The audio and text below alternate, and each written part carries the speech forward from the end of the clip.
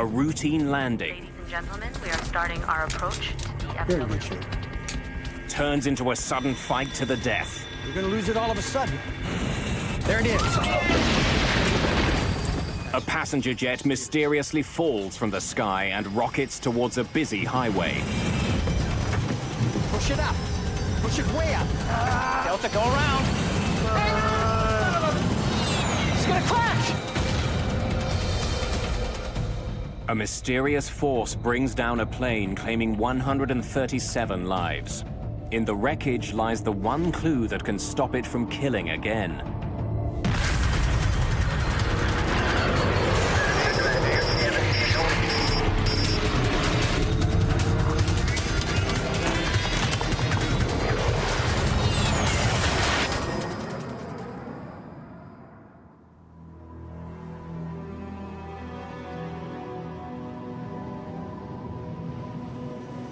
August the 2nd, 1985.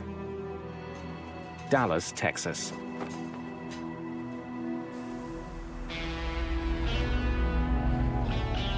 It's a very hot day, even by Texas standards. See y'all tomorrow. Temperatures soar to 101 degrees. Rain coming. Should cool things down a bit. In the late afternoon, William Maybury is heading home from work. The day's heat and humidity are having an effect on traffic at Dallas-Fort Worth International Airport, DFW. Roughly the size of Manhattan, DFW is the biggest airport in the world. It's also one of the busiest.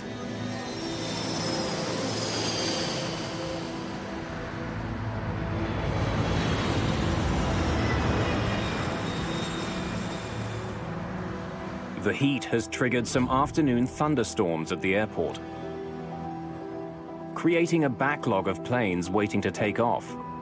American 631, you are cleared for takeoff. Air traffic controller Gene Skipworth is in the tower today.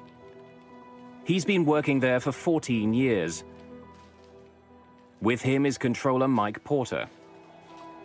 Skipworth was not asking for help. Nothing seemed unusual other than the fact that we were starting to get busy and aircraft were starting to pile up.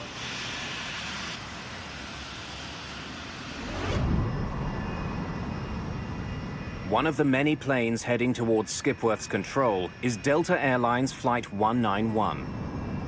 Weather 6,000 scattered to 1,000 scattered. Visibility 10, temperature 101, wind calm.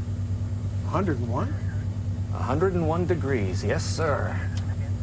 Captain Ed Connors and First Officer Rudy Price are two of Delta Airlines' most experienced pilots. Second Officer Nick Nassick is the other member of today's crew. The crew is flying a 6-year-old L-1011 TriStar. The L-1011 is billed as one of the safest planes in the sky. There are 152 passengers and 11 crew members on board. They're scheduled to land in Dallas just before 6 in the evening. Good afternoon, ladies and gentlemen. This is your captain speaking. Hope you're enjoying your flight so far. Traffic is backing up at Dallas. All told, we'll be about 10 to 15 minutes late getting to the gate. Please let us know if there's anything we can do to make your flight more comfortable. The delay bothers Chris Meyer. He's a frequent business traveler who's in a hurry to get home to his family for the weekend. I've been down in Florida, Fort Lauderdale, for the last 2 weeks, and it was a Friday afternoon, and I was due to go home on Flight 191. One of IBM's best-known executives is also on the flight. Don Estridge led the development of the IBM PC. He and his wife are traveling to Dallas for a family visit.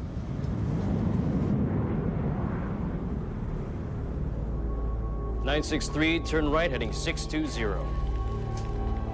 En route from Florida to Texas, Delta 191 will be in communication with several controllers. I'll turn you into Blue Ridge. It'll be about 0.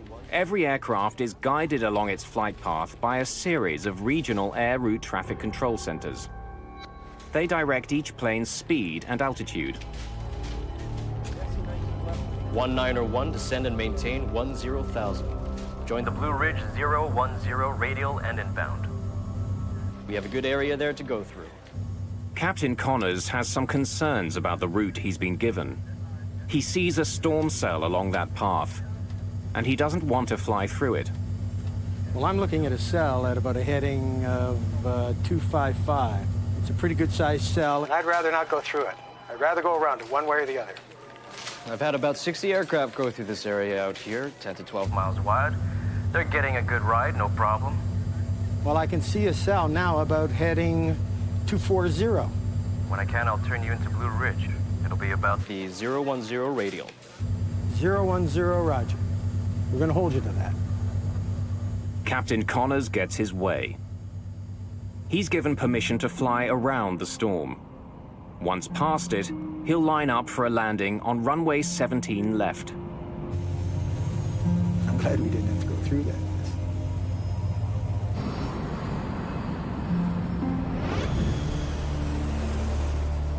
Friday afternoons are a busy time at airports. The afternoon rain is making this Friday even busier. 23-9er down to 618.96. The main priority for the controller on duty is to keep the incoming planes a safe distance apart. He wants them at least 4.5 kilometers from each other. That distance allows enough time for the violent air turbulence behind one plane to die down before the next plane touches down.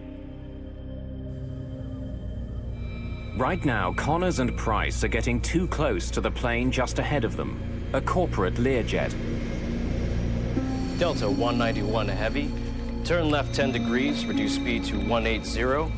To put some distance between the two planes, the controller asks the Delta crew to slow to 180 knots. Delta 191.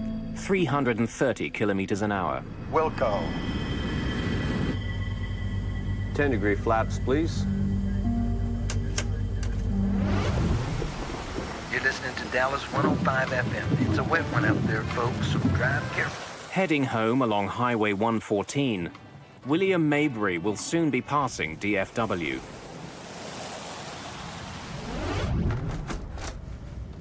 Flight 191 is now just 50 kilometers from the foot of the runway.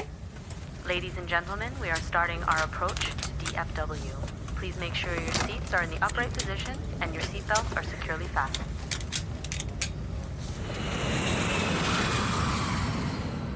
The crew begins their final descent into the Dallas-Fort Worth area. Attention all aircraft listening.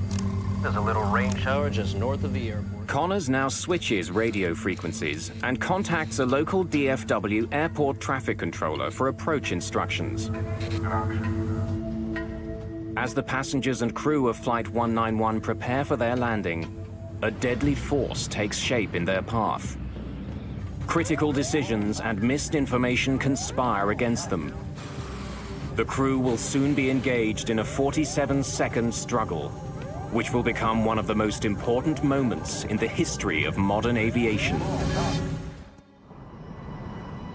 August the 2nd, 1985.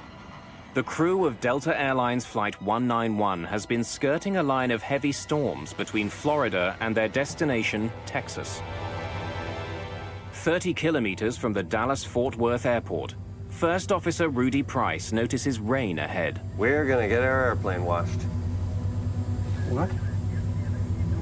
We're gonna get our airplane washed. It seemed like the closer we got into DFW, the worse the weather got. And we was turning it into the rain instead of going around it. And the pilots never said anything about the bad weather. Delta 191 is still closing in on the Learjet ahead of it. Price and Connors need to slow down even further to put some distance between the two planes. Delta 191 heavy, reduce speed to 150. Speed to 150. 9 kilometers from runway 17 left, Delta 191 is handed over to another controller, Gene Skipworth, for final approach and landing. 090 Tower, Delta 191 Heavy, out here in the rain. Feels good. Delta 191 Skipworth tells the crew to expect a manageable crosswind of up to 15 knots. Winds 090 at 5, gusts to 15. Thank you, sir. First Officer Price will be at the controls for the upcoming landing. Pilots and co-pilots routinely alternate flying duties. As Flight 191 is coming into land, William Maybury is just north of the airport. He's caught in the same storm that Price and Connors are just beginning to fly through.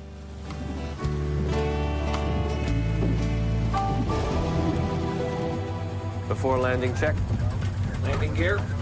Down, 3 green. Flaps, slats. 33, 33, green lights. The crew suddenly notices that they'll be flying into more than a bit of rain. There's lightning coming out of that one. What? There's lightning coming out of that one. Where? Right ahead of us.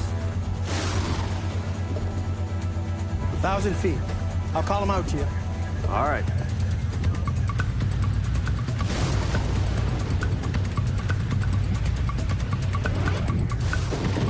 We're not getting any bad warnings from the weather or from other pilots, which we rely on as they come through it. They need to report to us, and they do if they have turbulence or they have trouble on final or ran into anything abnormal. The Learjet ahead of Flight 191 lands safely. Connors and Price are now less than a minute behind. Without warning, the intensity of the storm increases. The L-1011 is being pounded by a driving rain. I knew we was getting ready to land, but at the same time, you felt the surge, like the pilot was revving up the engine for something. The plane's airspeed is increasing for no apparent reason. What's your speed? Price pulls back on the throttles to slow the plane down and maintain it at the requested 150 knots. The plane is just 180 meters from the ground. You're gonna lose it all of a sudden. There it is. Then the plane drops rapidly. It's as though an invisible force is pushing it to the ground. Push it up. Push it way up. Way up! Way up! Way up! The crew is pushing the plane's jet engines to their full power, but can't get more speed or get the plane to climb. So I pulled my seatbelt tight as I could, but at the same time, you could hear a pin drop. Nobody was talking. But I mean, it got dead silence. As suddenly as it began, the crisis seems to end. The plane stops falling and begins to pick up some of the speed Connors and Price have been fighting for. That's it.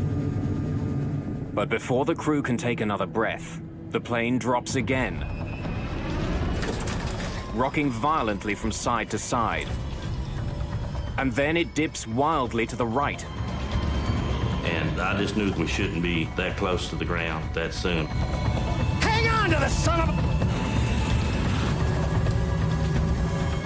About 2 kilometers from the runway, it plows into a field and rockets towards Highway 114. When we hit the ground, it felt like you was in a car running over railroad ties. It was real bumpy. The crew somehow manages to get the plane back in the air.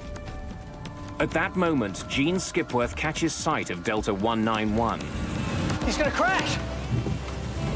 Delta, go around! But it's too late. The plane's engines slam into William Maybury's car on Highway 114. He is killed instantly. The plane hits the ground again, north of the runway. It's traveling more than 350 kilometers an hour.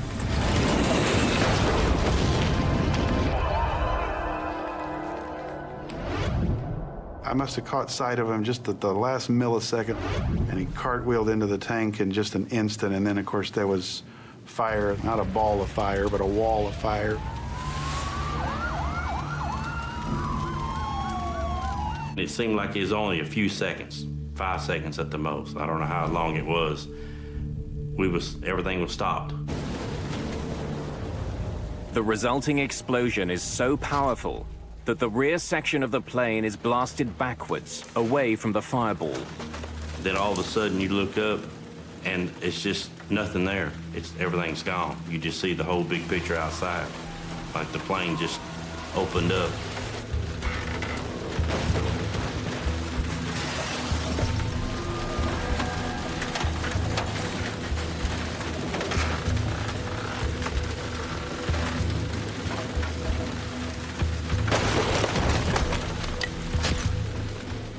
Remarkably, the tail section containing the last 10 rows of seats is relatively intact.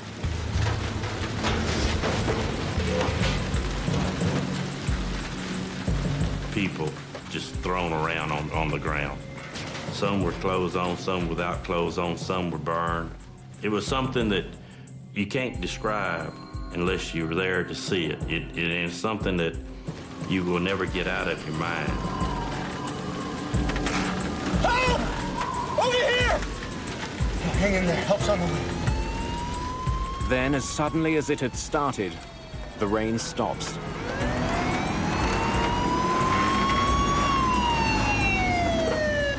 It takes firefighters less than a minute to get to the crash.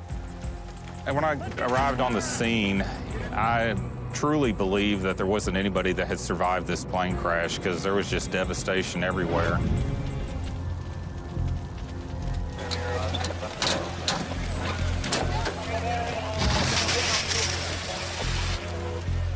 What I had pulled up on at the time was the wing section, which is the portion of the aircraft that carries the fuel. So there was a large amount of fuel and a large amount of flames.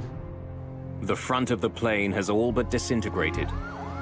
I knew I had to get out there. At the time, I was a stringer for Time magazine, worked with them on a part-time basis, called their Atlanta headquarters for this portion of the country. They said one word, go.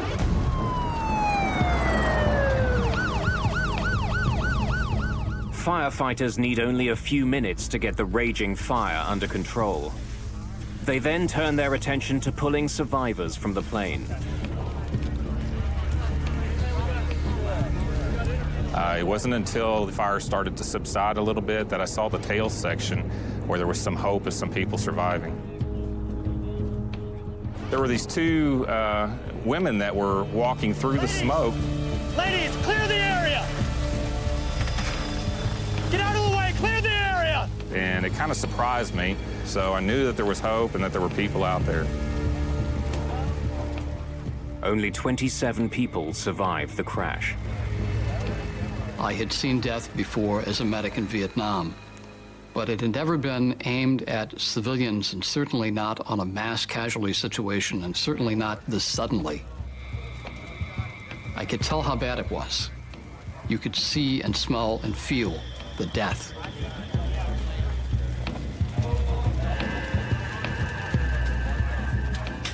We felt like we did everything that we could, and we were just, we're just pleased that there were survivors.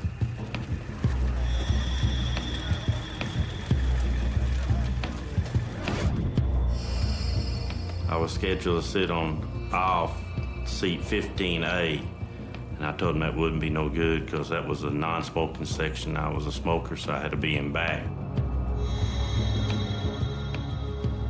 That probably saved my life. Captain Connors, First Officer Price, and Second Officer Nassick are killed. So are 5 other crew members and 128 passengers. IBM's Don Estridge and his wife are among the dead. In the tower, there was silence for probably 1 to 2 minutes, except for just an occasional transmission. But basically, it's just quiet, and you just sit there stunned and wishing you could do anything to take it back.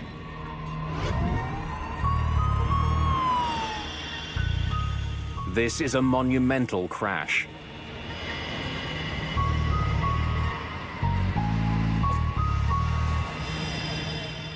Investigators from the National Transportation Safety Board arrive at DFW, determined to find the cause.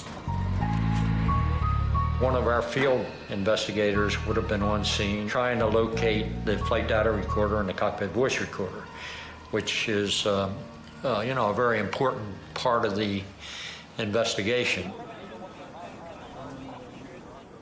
Investigators begin looking for evidence of mechanical failure.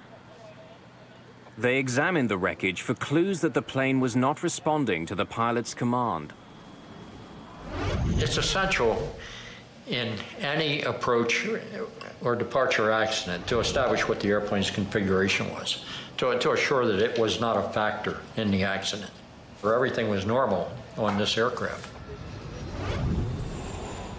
Investigators turn their attention away from the plane and to the skies. After any accident in commercial aviation, there are theories galore. A couple of them prevalent that evening. First, that lightning had struck the airplane. Secondly, that it had been hit by a mini tornado.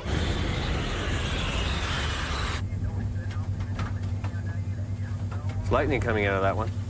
Where? Right ahead of us. 15 different witnesses, including flight crews, report seeing lightning as Flight 191 was descending towards the runway. The investigators have to consider the possibility that Flight 191 was hit by lightning. Lightning is always something that you have to investigate to determine the possibility that lightning disabled some part of the airplane. In 1963, a Boeing 707 was struck by lightning. The lightning ignited the fuel in the plane's tank. The plane crashed. 81 people died.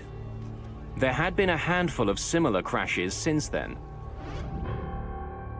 Key pieces of wreckage from Flight 191 are taken to the NTSB lab in Washington, D.C.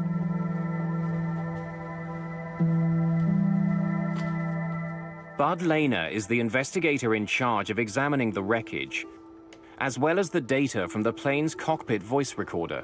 But sometimes it might be very difficult to find to determine where the airplane might have been struck by lightning and where the exit point was. Lightning coming out of that one. Where? Right ahead of us. If the plane was hit by lightning, there would be evidence left behind. A device called a static discharge wick is attached to the trailing edge of an airplane's wings. It redirects static electricity into the outside air instead of into the plane, where the charge could cause a fire.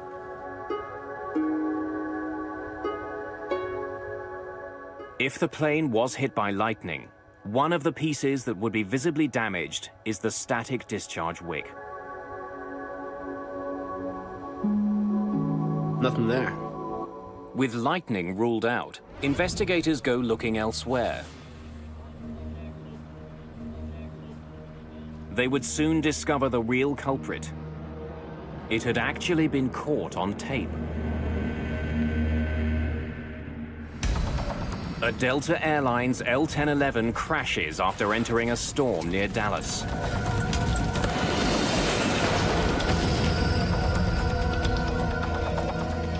"137 people die. Investigators rule out mechanical problems and lightning as causes of the crash. Nothing there. The NTSB's Bud Lehner turns his attention to the plane just ahead of Delta 191, the corporate Learjet. He learns that it was less than a minute ahead and flew through the very same storm. After we had passed about 5 miles from the end of the runway, we entered a rain shower, what we thought was a light rain shower, and it turned out to be the heaviest rain I've ever seen before or since. In spite of the rain, Rufus Lewis managed to land his plane safely on runway 17 left. When we broke out of the clouds, we were high and hot. So we had to use all of the runway at DFW Airport. We landed, were able to turn off at the end of the runway. So why was the much larger L-1011 unable to land just moments later? Delta 191 Heavy, reduce speed to 15. To put some distance between Delta 191 and the Learjet, the controller had asked Price to slow his plane several times. When Lehner plots the bigger plane's speed, then down to 150. He finds that it was coming in to land at 150 knots.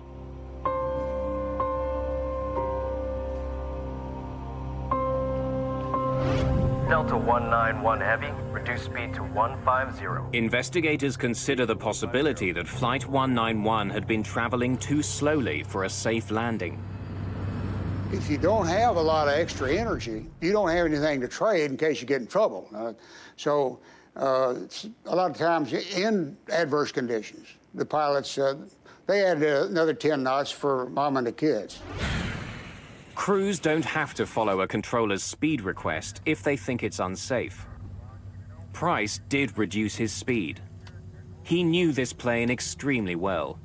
He had actually helped to rewrite the L-1011's operating manual. If the captain decided that 150 knots was too slow, they would have told the controller it was too slow and they wouldn't have flown it. Lehner consults the airplane's manufacturer and interviews other L-1011 pilots. He concludes that neither the controller nor First Officer Price made any errors regarding speed. Delta 191 Heavy, reduce speed to 150. This plane should have been able to land at 150 knots. Speed to 150. Bud Lehner still doesn't know what slammed Flight 191 into the ground. But soon he finds the clues he needs on the plane's flight data recorder. It logs every adjustment pilots make to the plane's controls.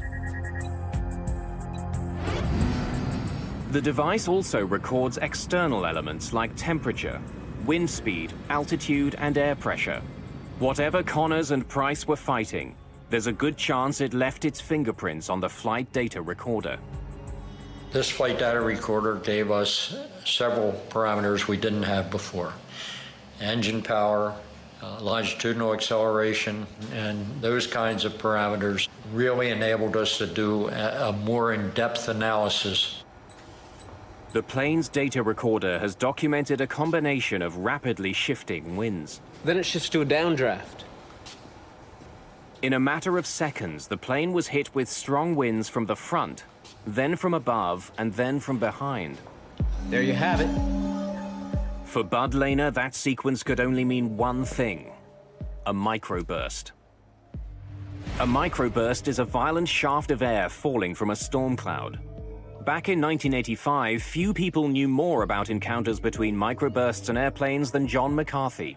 If you're at the kitchen sink and you turn on the water and it goes straight down and it splashes out in all directions. And that's kind of what a microburst is, except that it is extremely bad news if you're an airplane flying through it at low altitude.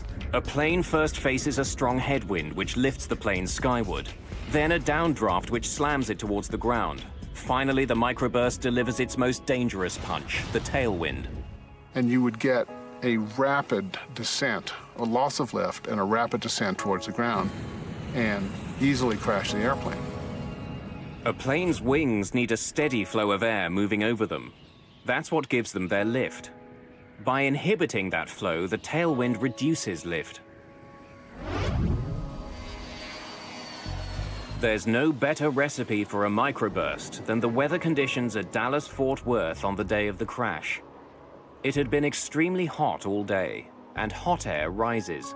When that hot air meets the cold, moist air in the storm clouds, it cools instantly and rushes violently back to Earth. A microburst. It is a tiny thing, meteorologically speaking, compared to a big storm or a snowstorm or a hurricane. It's just like a needle in a haystack. At its maximum strength, it's no more than 2 miles across, and it lasts no more than 15 minutes. So if you look at that little space and time window, it's very small. And so the probability of hitting one is low. The odds may be slim, but planes do fly into microbursts. In 1975, an Eastern Airlines flight landing in New York flew into a microburst. It slammed the plane into the ground, killing 113 people. Then, in 1982, a microburst killed another 153 people when it struck a Pan Am 727, taking off from New Orleans. It was clear that 136 people on Flight 191 had become the latest victims of a microburst. Investigators had their culprit. Unbelievable. And thanks to Flight 191's advanced data recorder, they could paint a remarkably accurate picture of it. The killer had essentially been caught on tape. But what the flight data recorder doesn't explain is how such an experienced crew fell victim to a killer You're in good shape. they were all trained to overcome. When Lehner compares the pilot's actions to the actions of the microburst, Watch your speed. he uncovers details of a fight to the death. A fight that the Delta pilots almost won. Lose it all of a sudden. There it is. He seemed to know what he was going to hit. Watch your speed. The increase in airspeed prompted First Officer Price to reduce power to his engines. Power that he would desperately need in just a few seconds. You're going to lose it all of a sudden. There it is. When Price and Connors entered the downdraft, Push it up. they were less than 250 meters from the ground. The captain knew the characteristics of a microburst. He'd obviously been given an introduction to wind shear and microburst characteristics in his flight training. When Connors and Price encountered the microburst's tailwind, there was very little they could do. They had insufficient speed and altitude with which to maneuver. If a pilot encounters a strong tailwind at 3,000 meters, he can point his nose down and dive to pick up speed and generate lift. It's called trading altitude for airspeed. But that trade wasn't available to Price and Connors. They were just 150 meters off the ground when the tailwind struck. The only way for them to gain airspeed was from their engines. Push it up. Way up. Co-pilot responds, airplane stabilizes. I can see that most pilots would say, well, we're through with that, and rain's going to stop, we're going to land. Momentarily, their efforts seem to pay off. Their airspeed increases, their plunge is halted. But with Flight 191 less than 150 meters from the ground, this particular microburst delivered the ultimate blow. A fierce crosswind that forces their plane to bank dangerously to the right. Combined with the microburst's other winds, the crew was defenseless.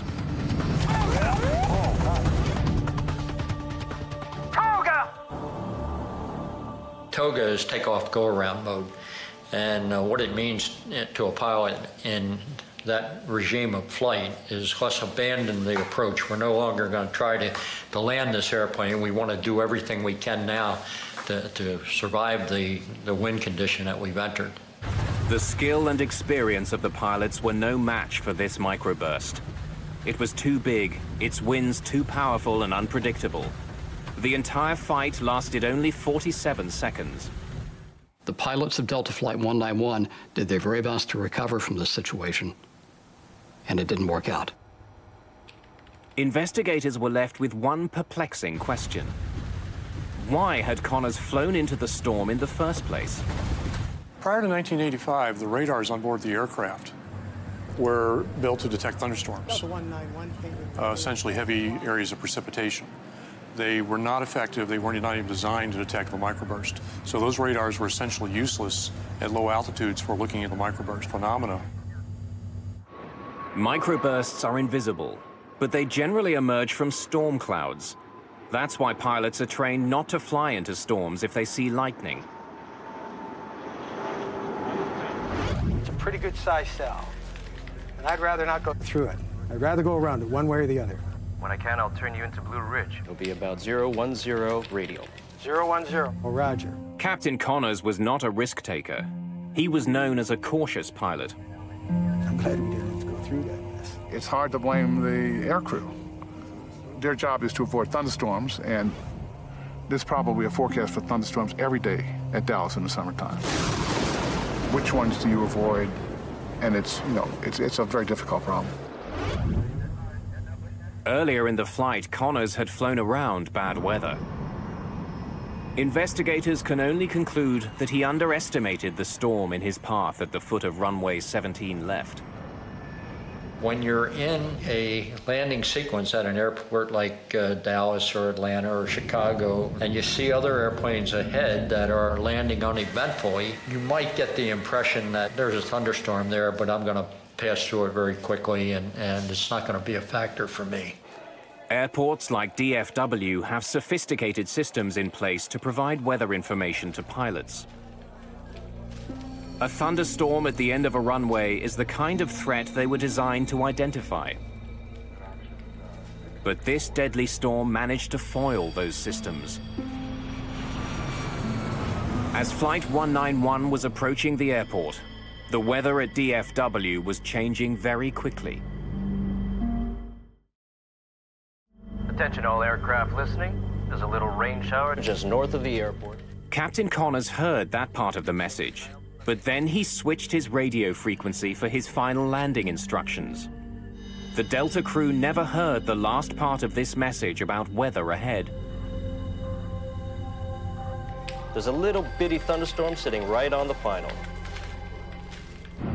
There was an observation 2 minutes before the accident that there was a wall of water at the threshold of the runway. It's been my contention that that information would have been very important to the flight crew. Radar readouts from the day of the crash indicate that the storm cell Connors and Price flew into grew out of nothing in a matter of minutes. This is 2 minutes before the accident. The readout shows the beginnings of a weather cell at the foot of runway 17 left. This is 3 minutes after the accident. We have a new cell right at the threshold of the runway that wasn't evident in the previous pictures. This explains why Rufus Lewis was able to land his Learjet. The microburst was just beginning to form when he was approaching the runway.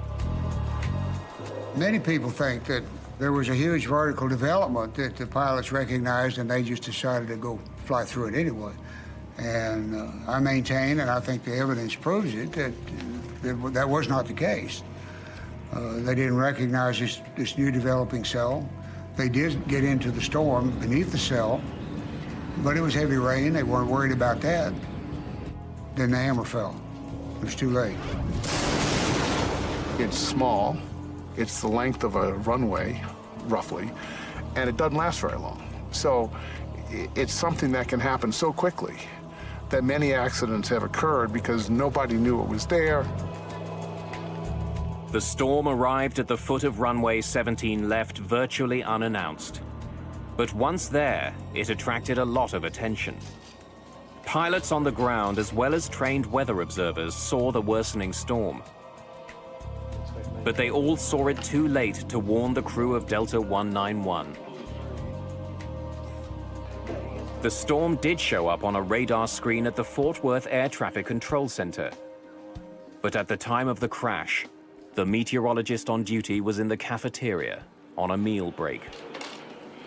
If the flight crew had had any idea that there would be a severe event in front of them, they would have missed the approach.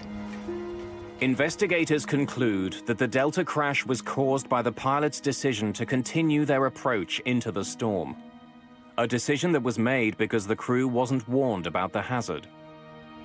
In 1985, there were basic systems at airports that could detect dangerous winds, but they could not reliably detect a microburst. On the ground, there were systems called low-level wind shear alerting systems that primarily looked for differences of wind speed around the airport and on the airport. Unfortunately, these sensors tended to be spaced so far apart that a microburst could actually exist in between them and escape detection, or at least detection in time to warn a pilot of the threat. But a microburst detection system to overcome this problem had been developed. It was being tested in Denver and working very well. What we found out is that Doppler radar, which is on the ground, is incredibly effective in detecting microbursts. And in fact, it can detect about 98% of a microburst. Conventional radar uses radio waves to measure precipitation inside a storm. Doppler also sends out radio waves, but by measuring the frequency of returning waves, Doppler can also calculate the movement of the winds inside a storm. And if you look through the Doppler radar, you see a part of it that's going away from the radar and a part that's coming towards the radar. And if it's small, it's absolutely a microburst. It can be nothing else. So it has what we call an unambiguous signature of a microburst, which means we got it. Since Doppler radar could see a microburst, controllers could use it to warn crews of their presence. The Denver research resulted in an important new system at airports: Terminal Doppler Weather Radar.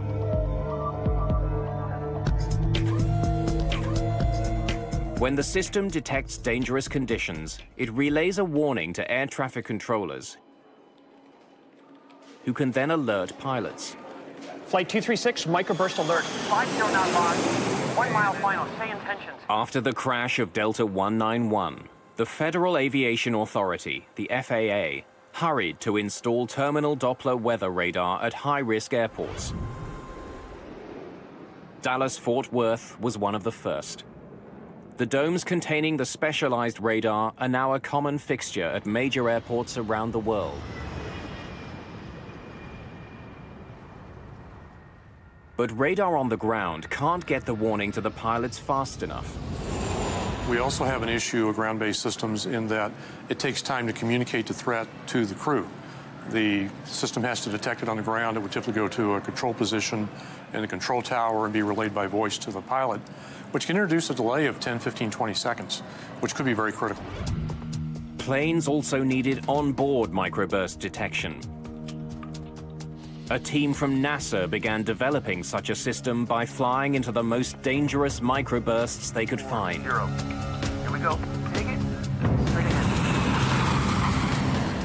By risking their own lives, they would eventually save thousands of others.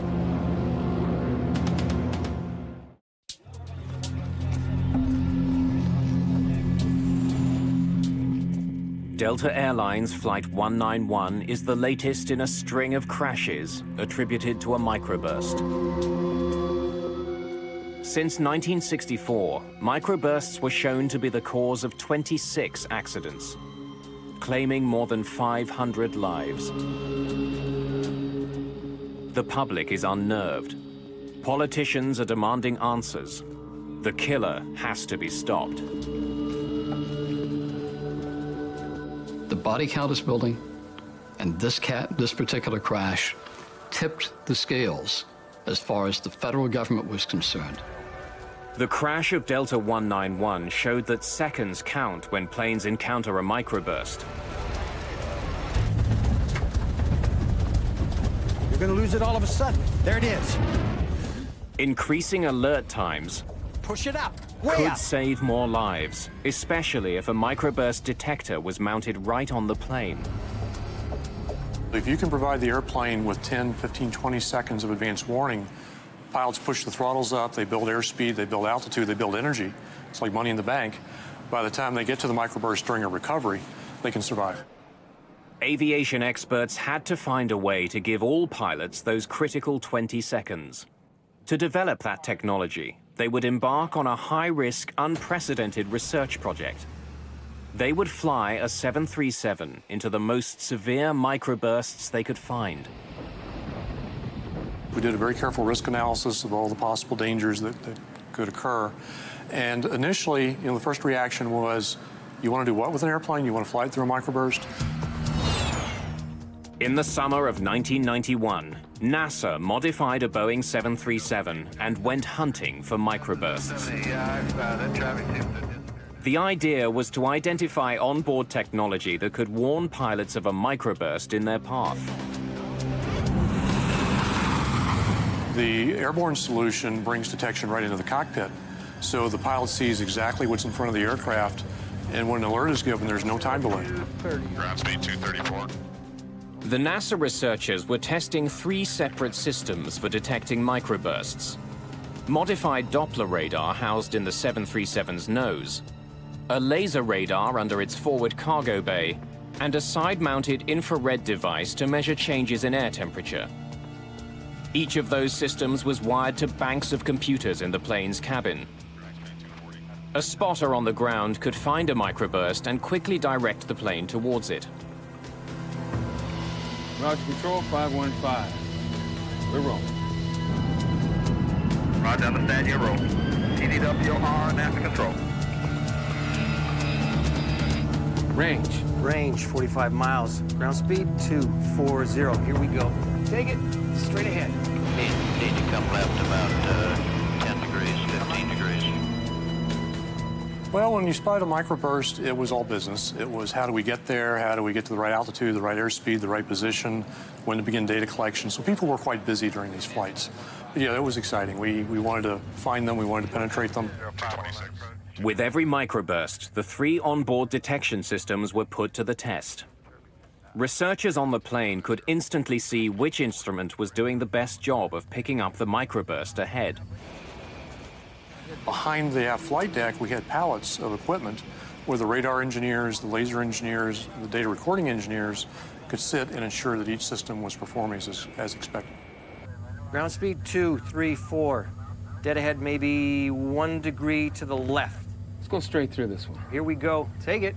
Straight ahead. We started with very, very weak microburst. Again, we had the ground-based radar telling us what we were about to go into. So we started with very weak microbursts, gained experience, then gradually worked up to stronger and stronger ones. You would see the rain begin to fall, and you would feel a sinking feeling. It'd be a little settling, a little like an elevator starting down. A few minutes here before we touch down. What do you see us doing? So any apprehension that the crew may have had initially about going through them was actually replaced later with joy at finding them. Here comes the center of the target, right now. 242 on the ground speed. Wind's gone away. Look for a tailwind. Watch.